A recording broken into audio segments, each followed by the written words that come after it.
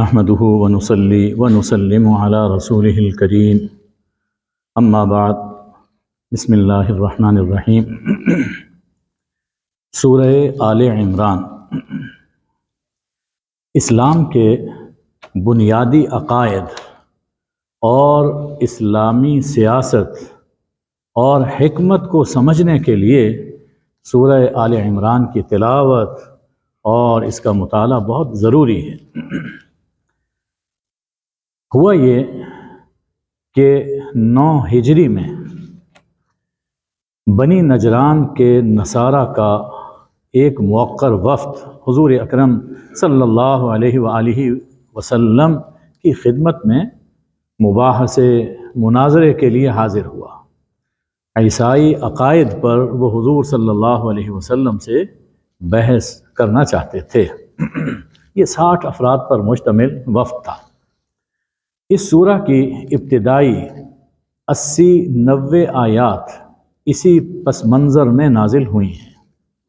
ان آیات میں اللہ تعالیٰ نے اپنی شان اور دین خالص کے بنیادی عقائد بیان فرمائے ہیں، اور اس ضمن میں نصارہ کے عقائد کی تردید بھی ہے، اور حضرت مریم اور حضرت عیسیٰ علیہم السلام کی شخصیتوں کے بارے میں مسیحی تلبیسات اور مسیحی الزامات اور شبہات کا اللہ نے پردہ چاک کیا کہ حضرت مریم اور حضرت مسیح کی اصل شخصیت کیا ہے۔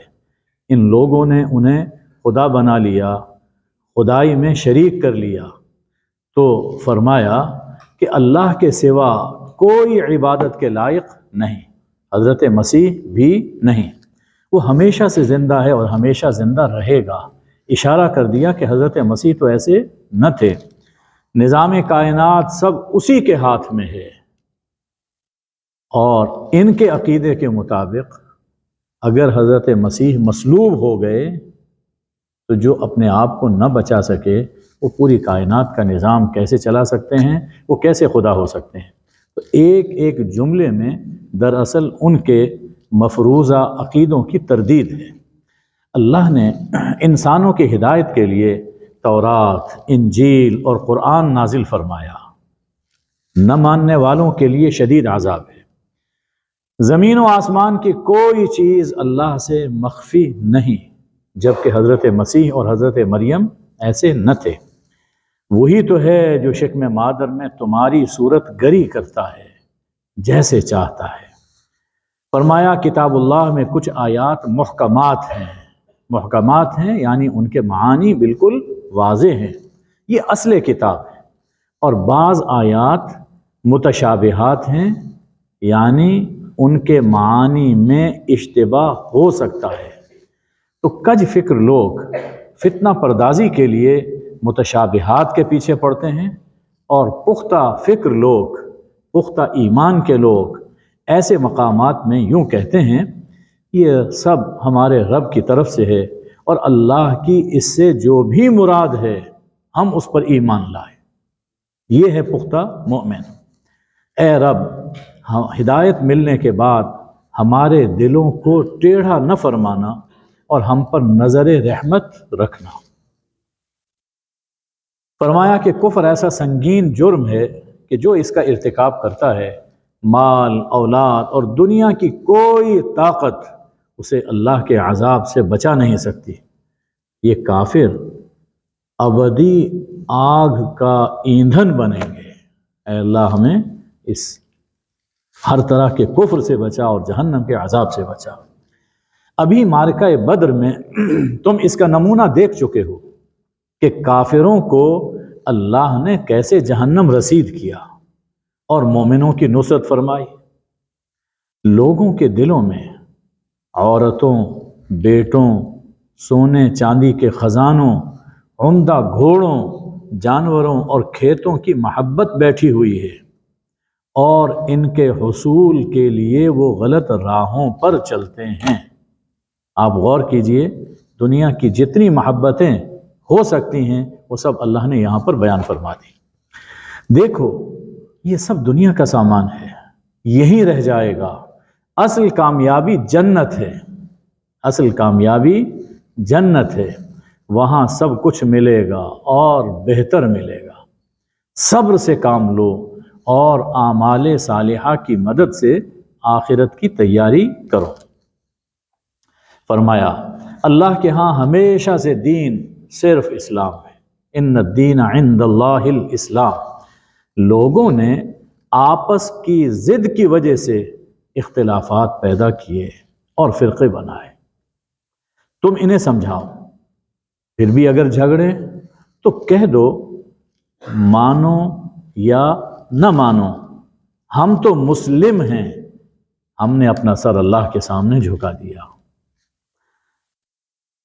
کسی کے نہ ماننے سے رنجیدہ اور دل گرفتہ نہ ہونا۔ کوئی ایمان قبول نہیں کرتا تو اس پر رنجیدہ نہیں ہونا چاہیے، اس لیے کہ تمہارے ذمے پہنچانا ہے، منوانا نہیں۔ مانتا وہی ہے جسے اللہ توفیق عطا فرمائے۔ یہ جو لوگ اللہ کی آیتوں کا انکار کریں، پیغمبروں کو قتل کریں، انصاف قائم کرنے والوں کو اور انصاف پسندوں کو قتل کریں، وہ جہنمی ہیں۔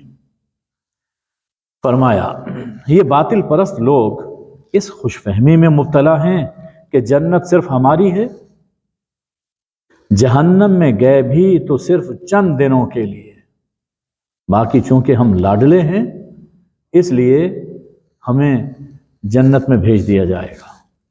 یہ غلط فہمی ہمارے ہاں بھی کچھ لوگوں میں پائی جاتی ہے، جو چاہے کرے، جنت ہماری ہے۔ ایسا نہیں ہے، اللہ کا کوئی لاڈلا نہیں ہے، اللہ کے ہاں اصول ہیں، قانون ہیں، اللہ اس کے مطابق فیصلہ فرماتا ہے۔ یہ لوگ خود فریبی میں مبتلا ہیں اور ان کے خود ساختہ عقیدوں اور خیالات سے اللہ مجبور نہیں ہوتا۔ ملک کا مالک تو وہی ہے، ملک کا مالک تو اللہ ہے، جسے چاہے ملک دے اور جس سے چاہے چھین لے، جسے چاہے عزت بخشے اور جسے چاہے ذلت دے۔ ہر طرح کی خیر اسی کے ہاتھ میں ہے اور وہی ہر چیز پر قادر ہے۔ یہ گردش لیل و نہار، یہ زندگی اور موت اور یہ رزق کے خزانے سب اسی کے قبضے میں ہیں، جسے چاہتا ہے بے حساب عطا فرماتا ہے۔ یہاں یہ بات ذہن میں رکھنی چاہیے کہ کچھ لوگ جب حکومت ملتی ہے تو یہ آیہ کریمہ پڑھتے ہیں اور کہتے ہیں کہ اللہ نے ہم کو دیا، اللہ ہم سے راضی ہے، چھن جائے جس سے تو اسے طعنہ دیتے ہیں کہ اللہ تم سے ناراض ہو گیا۔ یہ بات نہیں ہے، ان آیتوں میں اللہ نے اپنی مشیت اور قدرت کا ذکر کیا ہے۔ اللہ اپنی مصلحت سے جسے چاہے جو چاہے عطا فرما دے۔ آخر فرعون اور نمرود کو بھی تو اللہ نے حکومت دی تھی، کیا اللہ ان سے راضی ہو گیا؟ ایسی بات نہیں ہے۔ یہ اس میں ان آیات میں اللہ کی قدرت کا بیان ہے، اللہ کی رضا کا بیان نہیں ہے۔ سنو، مومنوں کو کافروں سے دوستی نہیں رکھنی چاہیے، ورنہ اللہ کے عذاب سے بچنے کی کوئی ضمانت نہیں۔ دنیا میں تم پردے ڈال سکتے ہو، قیامت میں ہر چیز کھل کر سامنے آ جائے گی اور پھر یہ دوستیاں تمہیں لے ڈوبیں گی۔ اب بھی بہت دوستیاں ہوتی ہیں، وہ ناراض نہ ہو جائے، وہ ناراض نہ ہو جائے، اس سے ہمارا یہ مفاد وابستہ ہے۔ قیامت کے دن سب چیزیں کھل جائیں گی کہ کون کس نیت سے کیا دوستی کر رہا تھا۔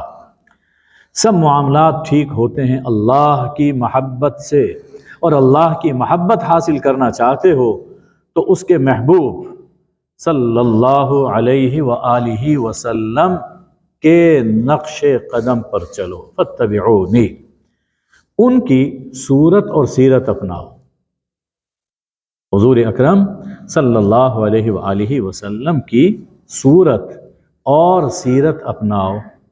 اللہ اپنے محبوب کا نقش دیکھ کر اللہ اپنے محبوب کی جھلک کسی کے چہرے میں، کسی کی سیرت میں دیکھ کر تم سے بھی محبت فرمانے لگے گا اور تمہیں گناہوں سے پاک فرما دے گا۔ اس آیہ کریمہ سے یہ بھی معلوم ہوا کہ حضور اکرم صلی اللہ علیہ وآلہ وسلم اللہ تعالیٰ کے حبیب اعظم ہیں۔ ظاہر ہے کہ جن کی پیروی کرنے سے انسان اللہ کا محبوب بن جائے، خود وہ ہستی اللہ کو کتنی پیاری ہوگی۔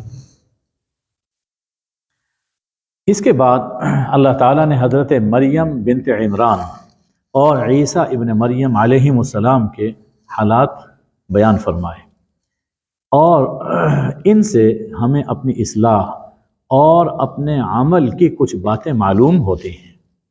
نمبر 1، اپنی ساری اولاد یا کسی ایک بچے کو دین کی خدمت کے لیے وقف کرنے کی نظر ماننا، یہ نظر ماننا میرا یہ بچہ دین کی خدمت کے لیے وقف ہے، یہ اللہ کے یہاں بڑی قیمت رکھتا ہے، اور ہمارے زمانے میں اس کی بڑی ضرورت ہے۔ علماء اٹھتے جا رہے ہیں، علماء اٹھتے جا رہے ہیں، اور جو جاتا ہے اس کا جانشین نہیں مل رہا۔ لوگ سب، کوئی انجینئر بننا چاہتا ہے، کوئی ڈاکٹر بننا چاہتا ہے، کوئی بینکر بننا چاہتا ہے، یہ سب چیزیں اپنی جگہ پر ہیں، ہونی چاہیے، لیکن اللہ نے اولاد دی ہے تو ان میں کوئی ایک بچہ دین کی خدمت کے لیے وقف کیجیے، تاکہ اچھے علماء وہ باقی رہیں اور دین کا کام چلتا رہے۔ دین ہی سے ہماری بقا ہے۔ نمبر 2، کئی بیٹیاں بیٹوں سے اعلیٰ اور افضل ہوتی ہیں۔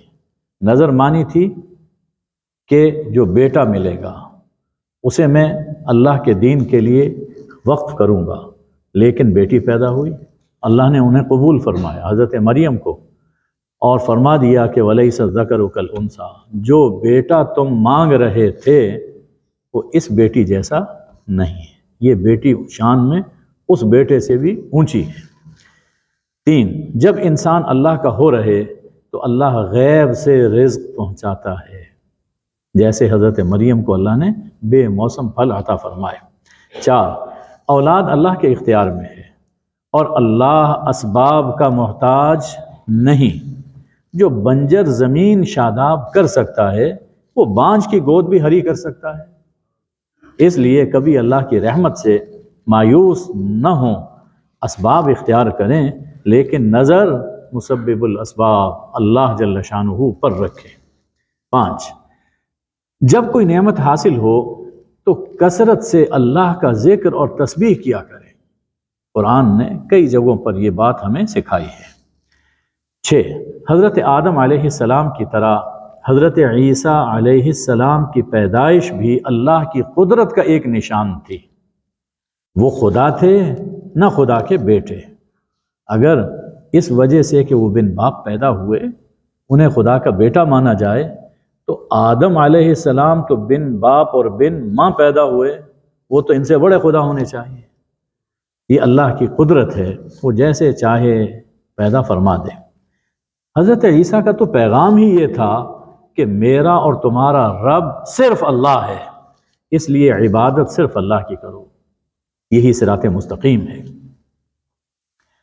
7، دین کا پیغام پہنچانے کے جرم میں دشمنان دین نے حضرت عیسیٰ علیہ السلام کو قتل کرنے کی منصوبہ سازی کی، یہ یہود تھے۔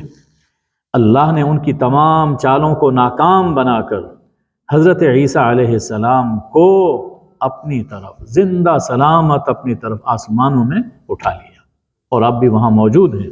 حضور اکرم صلی اللہ علیہ وآلہ وسلم کے ارشاد کے مطابق قرب قیامت میں اللہ انہیں دوبارہ نازل فرمائے گا۔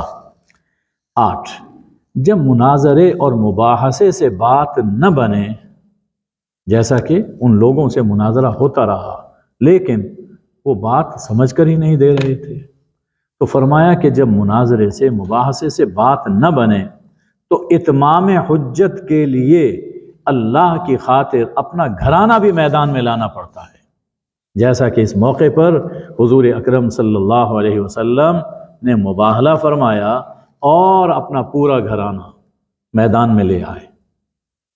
حضرت علی تھے، حضرت سیدہ فاطمہ تھیں، حضرت حسن اور حسین، اور 5ویں خود رسول اللہ صلی اللہ علیہ وسلم تھے، اور جب ان عیسائیوں نے، ان کے بڑے پادری اس وقت وہاں موجود تھے، انہوں نے جب دیکھا تو کہا کہ یہ وہ نورانی صورتیں ہیں کہ اگر پہاڑ پر بھی دعا کر دیں تو اپنی جگہ چھوڑ دے گا، ان کے مقابل میں نہ آنا، مانتے ہو مانو، نہیں مانتے ہیں نہ مانو، لیکن اطاعت قبول کر لو۔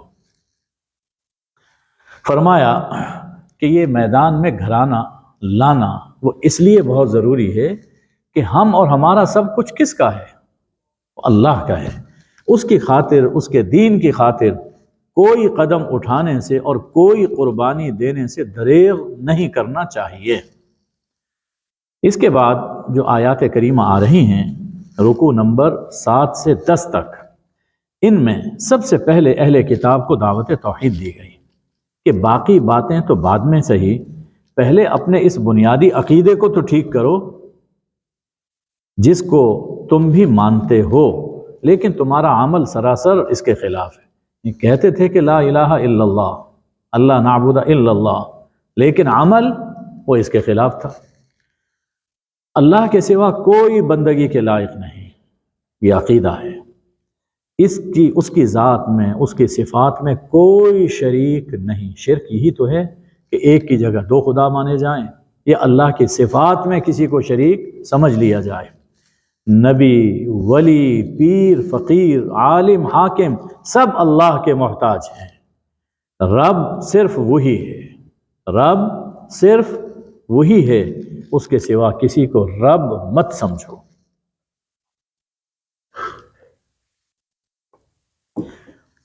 پھر اللہ تعالیٰ نے اہل کتاب کے جاہلانہ اور معاندانہ رویوں کا ذکر فرمایا۔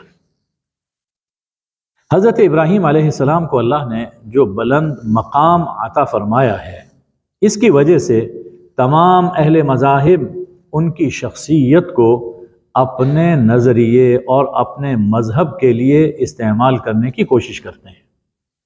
یہود کہتے تھے ابراہیم یہودی تھے، نصارہ کہتے تھے ابراہیم نصرانی تھے، لہٰذا ہم حق پر ہیں۔ اللہ تعالیٰ نے فرمایا یہ سب جاہلانہ باتیں ہیں۔ ابراہیم نہ یہودی تھے اور نہ نصرانی، وہ تو حنیف مسلم تھے، یعنی سب سے کٹ کر ایک اللہ کے سامنے جھکنے والے۔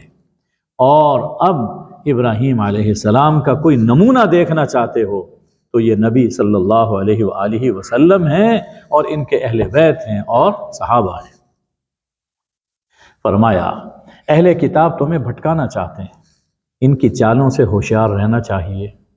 مختلف طریقوں سے وہ شکوک پیدا کرتے ہیں، حق اور باطل میں گڈمڈ کر دیتے ہیں، خبردار رہو۔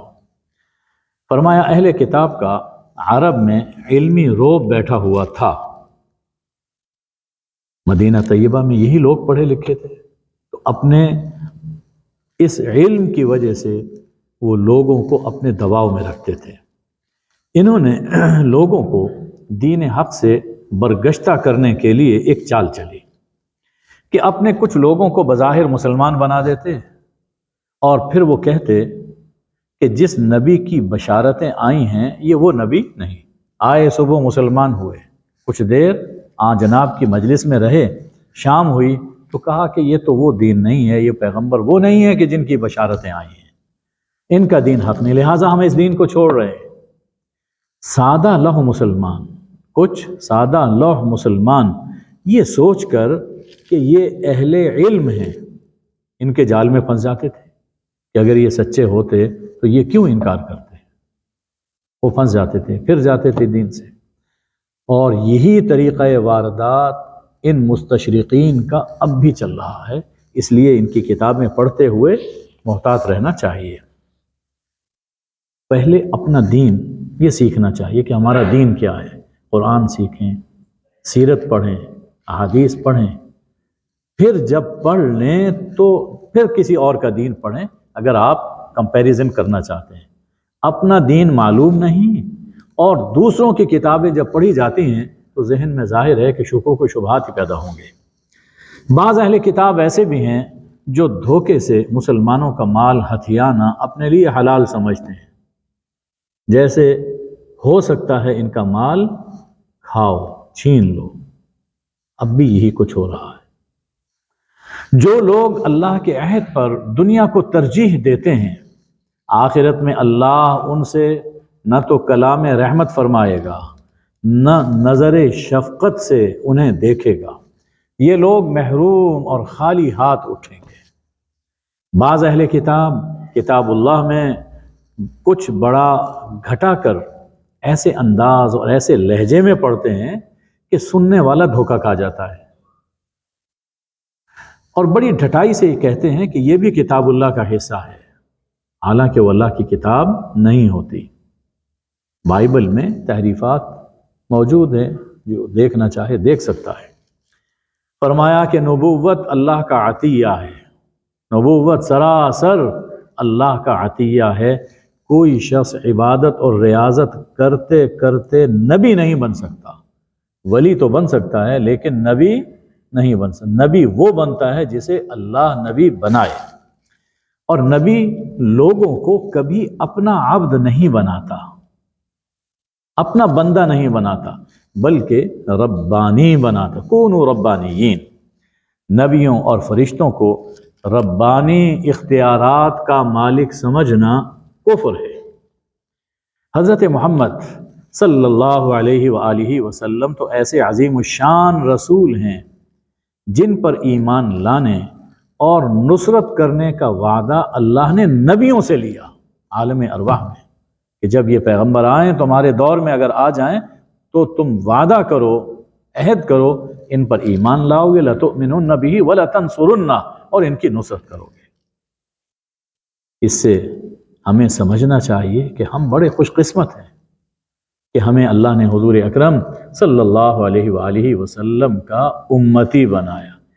جس پیغمبر کی امت میں پیغمبر بھی داخل ہوں، آپ نبی الانبیاء رسول المرسلین ہیں، تو ہمیں اللہ نے آپ کا امتی بنایا۔ اس لیے اس کا حق یہ ہے، اس کی قدر یہ ہے کہ ہمیں دین محمدی صلی اللہ علیہ وسلم کی نصرت اور اس کی اشاعت کے لیے کوشش کرنی چاہیے۔ فرمایا اسلام کے سوا کوئی دین اللہ کے یہاں قابل قبول نہیں ہے۔ راہ نجات صرف ایک رہی، اور وہ ایک ہی ہے، اور وہ ہے اسلام کی راہ۔ فرمایا جو لوگ کفر اور انکار کی راہ اپناتے ہیں ان پر اللہ کی، فرشتوں کی اور سب انسانوں کی لعنت پڑتی ہے۔ یہ کفر کوئی معمولی جرم نہیں ہے۔ قیامت میں اگر زمین بھر سونا بھی دیں گے تو بھی عذاب سے بچ نہ سکیں گے۔ اس لیے دولت اسلام کی قدر پہچانو۔ ارشاد ہے کمال درجے کی نیکی تب حاصل ہوگی جب اپنی دل پسند چیزیں، اپنی محبوب چیزیں اللہ کے راستے میں خرچ کرو گے، اور عملی ثبوت دو گے کہ ہمارے دل میں اللہ کی محبت سب محبتوں پر غالب ہے۔ لن تنالوا البر حتى تنفقوا مما تحبون۔ کامل نیک آدمی تبھی بنتا ہے جب کہ اپنی محبوب چیز اللہ کے راستے میں قربان کرے۔ کہیں دولت بہت پیاری ہوتی ہے، اور کہیں کوئی رشتہ، کوئی دوستی وہ بہت پیاری ہوتی ہے، اور وقت تو ہر ایک کو پیارا ہے۔ وقت بہت قیمتی ہے۔ اللہ کے دین کے لیے وقت نکالنا، وقت دینا، دین سیکھنے کے لیے وقت خرچ کرنا، اسی سے انسان کامل نیکی حاصل کر سکتا ہے۔ ملت ابراہیم علیہ السلام کی پیروی کرو۔ یہ گھر جو ابراہیم نے تعمیر کیا تھا اس میں بڑی برکتیں ہیں۔ یہ مرکز ہدایت ہے۔ بیت اللہ، کعبۃ اللہ مرکز ہدایت، اس لیے صاحب استطاعت لوگوں پر اس گھر کا حج فرض ہے۔ اے اللہ ہمیں بار بار زیارت کی توفیق عطا فرما۔ اہل کتاب اللہ کی آیات کا انکار کرتے ہیں اور اللہ کے راستے میں رکاوٹیں کھڑی کرتے ہیں، شبہات پیدا کرتے ہیں۔ ایمان والو، تمہارے پاس کتاب اللہ بھی موجود ہے، رسول اللہ صلی اللہ علیہ وسلم بھی موجود ہیں، اور اب آپ اپنی ظاہری حیات کے ساتھ دنیا میں نہیں ہیں، لیکن آپ کی لائی ہوئی کتاب قرآن اور آپ کی سنت ہمارے اندر موجود ہے۔ فرمایا کہ تمہیں اس ہدایت بھرا پیغام چھوڑ کر ان لوگوں کی گمراہ کن باتوں پر کان نہیں دھرنے چاہیے۔ اگر ان کی باتیں یوں سنو گے بغیر علم کے تو خطرہ ہے کہ کہیں تم خود گمراہ نہ ہو جاؤ۔ رکوع نمبر 11 سے آیت نمبر 136 تک اہل کتاب کے حالات کی روشنی میں مسلمانوں کو کچھ ہدایات دی جا رہی ہیں۔ فرمایا ایمان والو تقوی کی زندگی اختیار کرو اور جان اسلام پر دو۔ اور یہ تو معلوم نہیں ہے کہ کب بلاوا آ جائے، تو گویا یہ کہا جا رہا ہے کہ اپنی زندگی اسلام کے مطابق گزارو تاکہ جب جان لینے والا آئے تو تم بندہ مسلم کے طور پر جی رہے ہو۔ کتاب اللہ کو مضبوطی سے تھامے رکھو، واعتصموا بحبل اللہ جمیعا ولا تفرقوا، فرقہ سازی نہ کرو۔ دعوت الی الخیر، امر بالمعروف اور نہی عن المنکر کا کام تمہارے معاشرے میں جاری رہنا چاہیے۔ فرقہ بازوں اور کتاب اللہ میں اختلافات ڈالنے والوں کے چہرے قیامت کے دن سیاہ ہوں گے، جو اس وقت دنیا میں حضور صلی اللہ علیہ وسلم کے بعد حضور کی امت کو پارا پارا کر رہے ہیں، قیامت کے دن جب اٹھیں گے تو چہرے سیاہ ہوں گے، اس لیے کہ دنیا میں ان کے کرتوت سیاہ تھے۔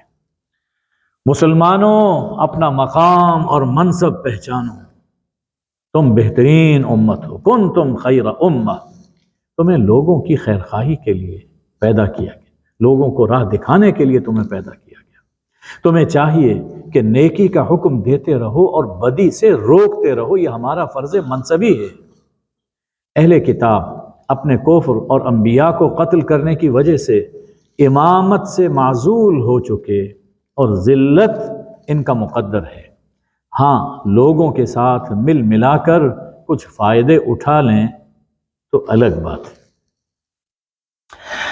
فرمایا اعمال کی جان ایمان ہے، اعمال کی جان ایمان ہے۔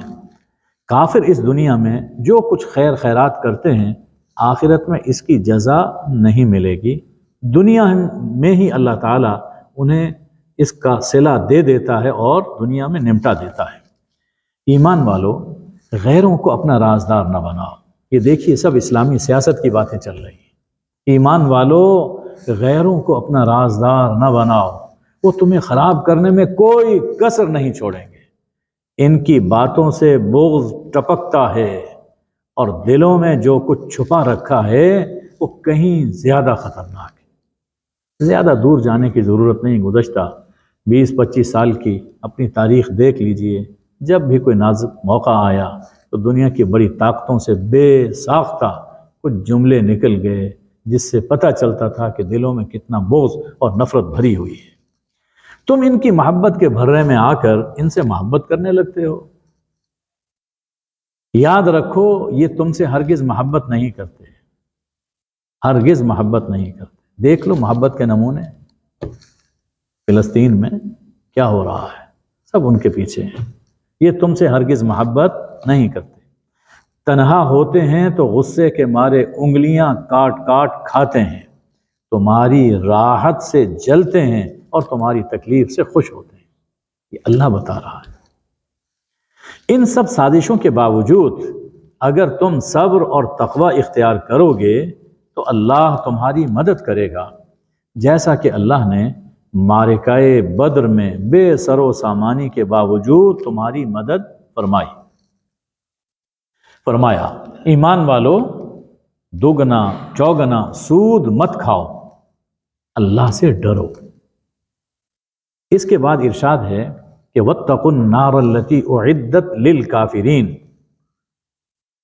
سود خاروں کو جہنم میں ڈالا جائے گا، کیونکہ انہوں نے ضرورت مندوں کی زندگی جہنم بنا دی تھی، اور اس جہنم میں ڈالا جائے گا جو اللہ نے کافروں کے لیے تیار کی ہے۔ اشارہ ہے کہ جو سودی کاروبار کرتا ہے اندیشہ ہے کہ کہیں کافر ہو کر نہ مرے، اندیشہ ہے کہ کافر ہو جائے گا۔ فرمایا کہ اللہ اور رسول صلی اللہ علیہ وسلم کی اطاعت کرو، تم پر رحمتیں نازل ہوں گی، جنت کی طرف دوڑو، جنت بہت وسیع و عریض، بہت وسیع و عریض ہے، اور یہ ان لوگوں کو ملے گی جو فراخی اور تنگی ہر حال میں خرچ کرتے ہیں، غصہ پی جاتے ہیں اور لوگوں کو معاف کر دیتے ہیں۔ گناہ ہو جائے، بڑے غور سے سنیے، جنت ان لوگوں کو ملے گی کہ گناہ ہو جائے تو اللہ کو یاد کر کے توبہ و استغفار کر لیتے ہیں، گناہ پر اڑتے نہیں ہیں، تو اللہ ان کے گناہ معاف فرما دیتا ہے۔ بڑی بشارت ہے، اس کی قدر کرنی چاہیے۔ آیت نمبر 137 سے 180 تک غزوہ احد کے پس منظر میں آیات نازل ہوئی ہیں۔ ان میں مسلمانوں کی ہمت افزائی کرتے ہوئے اپنی غلطیوں سے سبق حاصل کرنے کی تلقین ہے۔ ظاہر ہے کہ غزوہ احد میں بہت نقصان اٹھانا پڑا، خود نبی رحمت صلی اللہ علیہ وآلہ وسلم زخمی ہوئے، گر گئے، اور 70 صحابہ شہید ہوئے، ان میں سید الشہداء حضرت حمزہ ہے۔ بہت ہی دردناک یہ غزوہ تھا، لیکن اللہ نے مسلمانوں کی پھر ہمت بڑھائی اور اشارہ فرمایا، سمجھایا ہے کہ جو کچھ ہو گیا، جہاں جہاں تم سے مسٹیک ہوئی ہے اس کو سمجھو اور آئندہ اسے بچنے کی کوشش کرو۔ زمین میں گھوم پھر کر دیکھو، مکذبین، جھٹلانے والے، انکار کرنے والے انجام کار تباہ و برباد ہوئے، اور یہ بھی ہوں گے۔ تم سست نہ پڑو، تم سست نہ پڑو، غم نہ کھاؤ، آخری فتح تمہاری ہوگی، بشرطے کہ ایمان اور یقین کے راستے پر گامزن رہے، وَأَنْتُمُ الْأَعْلَوْنَ إِن كُنتُم مُؤْمِنِينَ۔ یہ جو کچھ ہوا غزوہ احد میں، یہ جو کچھ ہوا، اس میں تمہاری آزمائش تھی، تاکہ سچے اور جھوٹے عاشقوں کا پتہ چل جائے۔ دعوت تو سبھی کرتے ہیں نا کہ میں عاشق، میں محب، میری جان قربان۔ اب جان قربان کرنے کا وقت جب آئے، پھر جو میدان میں ڈٹا رہے وہ ہے سچا۔ منافقوں کی جانب اللہ تعالیٰ نے اشارہ فرمایا۔ معلوم ہے نا کہ جب جا رہے تھے تو عبداللہ ابن ابی 300 اپنے ساتھیوں کو لے کر میدان سے بھاگ گیا تھا، راستے سے چھوڑ گیا۔ دین ابدی ہے، انسان فانی ہے، دین ابدی ہے، انسان فانی ہے، یہ جان آنی جانی ہے۔ محمد صلی اللہ علیہ وآلہ وسلم ایک رسول ہے، وما محمد الا رسول۔ آپ سے پہلے بہت سے رسول دنیا سے گزر گئے، تو کیا محمد الرسول اللہ صلی اللہ علیہ وآلہ وسلم اگر دنیا سے چلے جائیں تو تم دین سے پھر جاؤ گے؟ نہیں، تمہیں دین کا کام آگے بڑھانا ہے۔ تم سے پہلے مجاہدین پر بھی ایسی مصیبتیں آئیں، لیکن وہ نہ گھبرائے نہ سست ہوئے۔ تمہیں بھی حوصلہ قائم رکھنا چاہیے اور اللہ سے دعا کرتے رہنا چاہیے۔ فرمایا، ایمان والو، ہم تمہیں پھر یاد دلا رہے ہیں کہ کافروں کا کہنا نہ ماننا، ورنہ نقصان اٹھاؤ گے۔ فرمایا، تم ڈٹے رہو گے تو ہم کافروں کے دل میں تمہارا رعب ڈال دیں گے۔ یہ مشرک ہیں اور مشرک کبھی بہادر نہیں ہوتا۔ تمہیں اس جنگ میں نقصان کیوں ہوا؟ سوچو، باہم نزاع اور دنیا کی محبت کی وجہ سے مال غنیمت جمع کرنے کے لیے لپ کے اور آپس میں اختلاف کیا۔ حضور اکرم صلی اللہ علیہ وسلم موجود ہیں، لیکن نقصان اٹھانا پڑا۔ تو آئندہ زندگی میں ایسی غلطیوں سے محتاط رہنا۔ اور ہمارا حال تو یہ ہے کہ ہر جماعت میں جھگڑے ہیں، ہر جماعت در جماعت بنی ہوئی ہیں، اور دنیا طلبی اتنی کوٹ کر دل میں بھری ہوئی ہے کہ کوئی موقع خالی نہیں جانے دیتے، جہاں سے حاصل ہو، جیسے حاصل ہو لے لو۔ تو کامیابی کیسے حاصل ہوگی؟ فرمایا کہ موت سے کیوں ڈرتے ہو؟ موت کا وقت اور مقام متعین ہے، گھر موت سے بچا نہیں سکتے۔ اور جب موت کی گھڑی آتی ہے تو انسان گھر سے نکل کر قتل گاہ تک پہنچ جاتا ہے۔ اس لیے ہمت اور استقلال کے ساتھ جہاد کرو۔ شہید ہونے والوں کے بارے میں ایسی باتیں نہ کیا کرو کہ اگر وہ ہمارے پاس یہاں رہتے تو نہ مرتے۔ یہ منافقانہ سوچ۔ جب جان دینے کے لیے گئے اور اللہ نے قبول کر لی تو اب پچھتاوا کیسا؟ مسلمانوں، یاد رکھو، اللہ کے راستے میں مرنے والوں کو مغفرت اور رحمت کا انعام ملتا ہے۔ مرنا تو تم نے بھی ہے، تمہیں کیا ملے گا؟ جو یہ سوچتے ہیں کہ ہمارے پاس ہوتے تو نہ مرتے، کیا تم ہمیشہ زندہ رہو گے؟ فرمایا کہ مسلمانوں کے امیر کو چاہیے کہ وہ باہم معاملات مشورے سے طے کرے، باہم معاملات مشورے سے طے کرے۔ شاورہم فی حضور اکرم صلی اللہ علیہ وسلم کو اس سب کچھ ہونے کے بعد، غزوہ احد کے بعد بھی اللہ نے فرمایا کہ شاورہم فی الامر، ان سے مشورہ کرو۔ تو امیر کو یہ چاہیے کہ وہ باہم معاملات مشورے سے طے کرے، اور پھر جب کسی کام کا عزم کر لے تو اللہ پر بھروسہ کرے، اس لیے کہ کام بنانے والا تو وہی ہے۔ حسبنا اللہ و نعم الوکیل۔ اللہ اگر تمہاری مدد فرمائے تو کوئی تمہیں ہرا نہیں سکتا، اور اگر اللہ تمہیں ہرائے تو دنیا کی کوئی طاقت تمہیں جتا نہیں سکتی۔ اس لیے اپنا تعلق اللہ سے جوڑے رکھنا چاہیے۔ فرمایا کہ نبی کبھی خیانت کار نہیں ہوتا، اس لیے نبی صلی اللہ علیہ وسلم کے بارے میں کسی طرح کا دل میں کوئی شبہ لانا یہ بڑی جسارت ہے اور انسان کو کفر میں مبتلا کر دیتی ہے۔ اللہ تعالیٰ نے تم پر بڑا احسان کیا کہ ایسا عظیم الشان رسول تم میں بھیجا۔ اللہ نے جتلایا یہ، لقد من اللہ علی المؤمنین، اللہ اکبر، ایسا عظیم الشان اللہ نے رسول تمہارے اندر بھیجا جو تمہیں اللہ کی آیات پڑھ پڑھ کر سناتے ہیں، تمہارا تزکیہ نفس کرتے ہیں، اور تمہیں کتاب و حکمت کی تعلیم دیتے ہیں۔ تو اے مسلمانوں، اس نعمت کی قدر کرو۔ قرآن اور رسول اکرم صلی اللہ علیہ وآلہ وسلم یہ اللہ کی عظیم الشان نعمتیں ہیں۔ فرمایا کہ اللہ کے راستے میں مرنے والوں کو مردہ خیال نہ کرو، وہ تو زندہ ہوتے ہیں اور رب کے یہاں رزق پاتے ہیں۔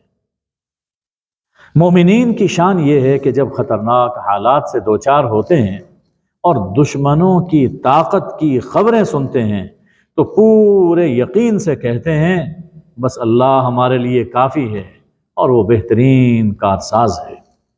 یہ لوگ جو کافرانہ نظام کو فروغ دینے کے لیے مارے مارے پھرتے ہیں، غم نہ کھاؤ کہ اللہ کے دین کو کوئی نقصان نہیں پہنچا سکتے۔ دین باقی رہنے کے لیے آیا اور باقی رہے گا۔ یہ لوگ خود تباہ اور ذلیل و خوار ہوں گے۔ اللہ جو ان کی رسی دراز کر رہا ہے اس پر خوش نہ ہوں، اس سے ان کی فرد جرم میں اضافہ ہو رہا ہے، اور جب اللہ رسی کھینچے گا تو رسوا ہو جائیں گے۔ جو لوگ جہاد اور اللہ کے راستے میں خرچ کرنے سے بخل کرتے ہیں یہ ان کے لیے بہتر نہیں ہے۔ قیامت کے دن یہی مال، حدیث میں آیا ہے، اژدہے کی شکل میں ان کے گلے کا طوق بن جائے گا۔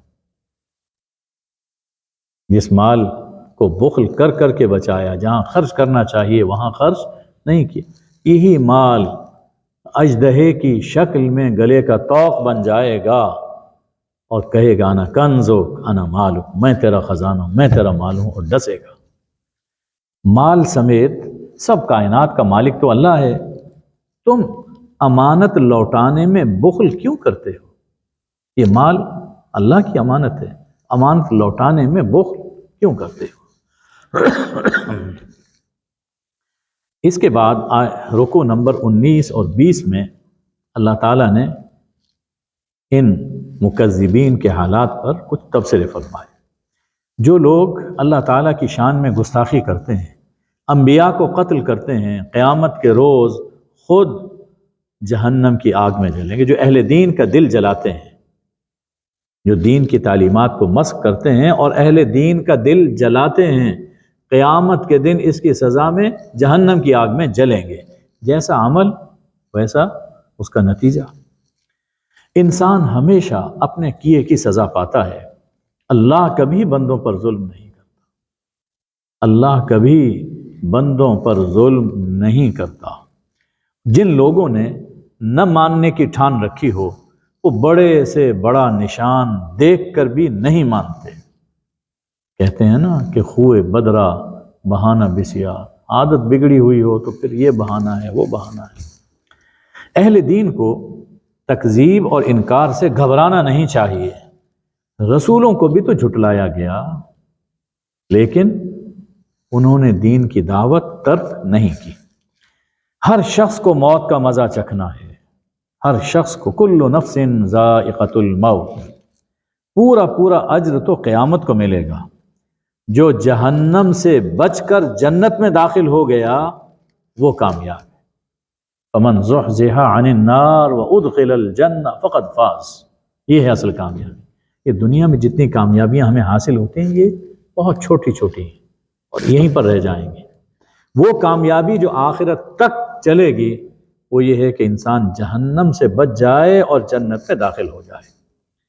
وما متاع الحیات الدنیا الا متاع الغرور، وما الحیات الدنیا الا متاع الغرور۔ یہ دنیا کی زندگی دھوکے کا سامان ہے۔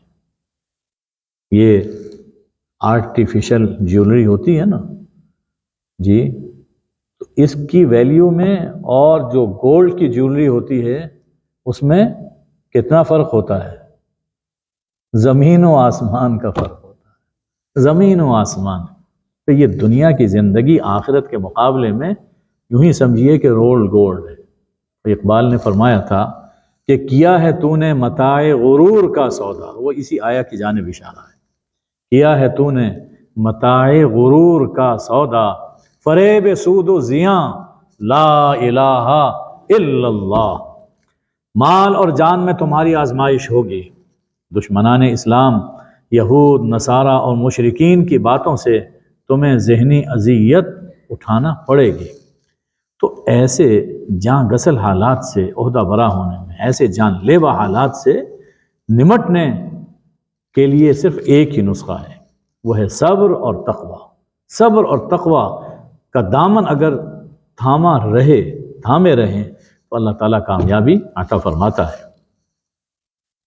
ارشاد ہے کہ دولت سمیٹنے کے لیے شرعی احکام چھپانا، دین کو دنیا کی بھینٹ چڑھانا، یہ یہود و نصارہ کی روش ہے، تم اس سے باز رہو۔ ہمارے زمانے میں بھی اس کے مظاہر نظر آتے ہیں۔ فلاں طاقت نے کہا، فلاں شخص نے کہہ دیا، تو جو لوگ دین کی خدمت سے وابستہ ہیں ان کی زبانوں میں بھی لوچ آ جاتا ہے اور اصل بات چھپا لیتے ہیں۔ فرمایا کہ یہ یہود کی روش ہے، دینی احکام کے مقابلے میں چالاکی برتنے اور پھر اس پر اترانے اور بن کیے پر تعریف چاہنے والے۔ کوئی کام کیا نہیں ہے کوئی، لیکن چالاک ہیں، بن کیے چاہتے ہیں کہ ہماری تعریف ہو۔ ایسے لوگ اللہ کے عذاب سے بچ نہیں سکیں گے۔ ارشاد ہے کائنات کا مالک اللہ ہے اور وہی ہر چیز پر قادر ہے، اس لیے صرف اسی کی بندگی کرو۔ کائنات میں ہر طرف اللہ کی قدرت اور عظمت کی نشانیاں بکھری ہوئی ہیں۔ کبھی غور کیجئے، زمین میں، پہاڑوں میں، آسمانوں میں، جانوروں میں، خود اپنے اندر، وفی انفسکم، اپنے اندر جھانکیں۔ لیکن غور کون کرتے ہیں؟ کہ جو عقل مند ہوتے ہیں، اولو الالباب۔ صحیح عقل کا صحیح استعمال یہ ہے، جن کی زندگی عقل مند، وہ جن کی زندگی ذکر و فکر میں، دعا اور التجا میں بسر ہوتی ہے۔ ان دعاؤں کا نمونہ سورہ آل عمران کے آخری رکوع میں پڑھیے۔ فرمایا کہ مرد ہو یا عورت، کسی کی کوئی نیکی ضائع نہیں جائے گی، بلکہ اللہ سے بھرپور اور حسین جزا پائے گی۔ روئے زمین پر قافلوں کی چلت پھرت سے دھوکہ نہ کھانا، لا یغرنک تقلب الذین کفروا، یہ تھوڑے عرصے کی بات ہے، پھر ان کا ٹھکانہ جہنم۔ ان کے مقابلے میں اہل تقوی جنتوں میں اللہ کے مہمان ہوں گے، اور اللہ تو ایسا مہربان ہے کہ اگر اہل کتاب بھی ایمان لے آئیں اور دین فروشی چھوڑ دیں تو بے پایاں اجر پائیں گے۔ اللہ توبہ کی وجہ سے سب گناہ معاف فرما دیتا ہے۔ سورت کی آخری آیت پوری سورت کے مضامین کا حاصل ہے۔ اے ایمان والو، یا ایھا الذین آمنوا اصبروا، اے ایمان والو اگر تم دنیا اور آخرت میں کامیابی چاہتے ہو تو تنگی اور سختی کے باوجود صبر کرو، طاعت پر جمے رہو، نیک کام کرتے رہو اور معصیت سے رکے رہو، یہ صبر میں داخل ہے۔ وصابروا، دشمن کے مقابلے میں مضبوطی اور ثابت قدمی دکھلاؤ۔ ورابطوا، اسلام اور حدود ریاست اسلام کی حفاظت میں لگے رہو۔ ریاست اسلام کی حدود کی حفاظت یہ مطلوب ہے، یہ اللہ کا حکم ہے۔ تو حدود اسلام اور ریاست کی حدود کی حفاظت میں لگے رہو ہر وقت۔ واتقوا اللہ، ہر وقت اور ہر کام میں اللہ کی ناراضی سے ڈرتے رہو۔ لعلکم تفلحون، تم کامیاب ہو جاؤ گے۔ اے اللہ ہمیں اپنی محبت نصیب فرما۔ اے اللہ آپ کے جو کچھ فرامین ہم نے سنے ہیں ہمیں اس پہ عمل کرنے کی توفیق عطا فرما۔ اے اللہ رمضان اور قرآن کے وسیلے سے ہماری دنیا اور ہماری آخرت سنوار دے۔ اے اللہ اپنی محبت نصیب فرما۔ اے اللہ اپنی محبت، اپنے حبیب صلی اللہ علیہ وسلم کی محبت اور سب نیک اعمال کی محبت اور جن سے تو پیار کرتا ہے، اے اللہ ان سب کا پیار ہمارے دلوں میں پیدا فرما۔ تمام فتنوں سے ہماری حفاظت فرما۔ اے اللہ پاکستان کی حفاظت فرما۔ اے اللہ فتنہ و فساد کی آگ کو اپنی رحمت سے ٹھنڈا فرما۔ وصلی اللہ وبارک وسلم علی حبیبہ سیدنا محمد و آلہ الطیبین الطاہرین، آمین یا ارحم الراحمین۔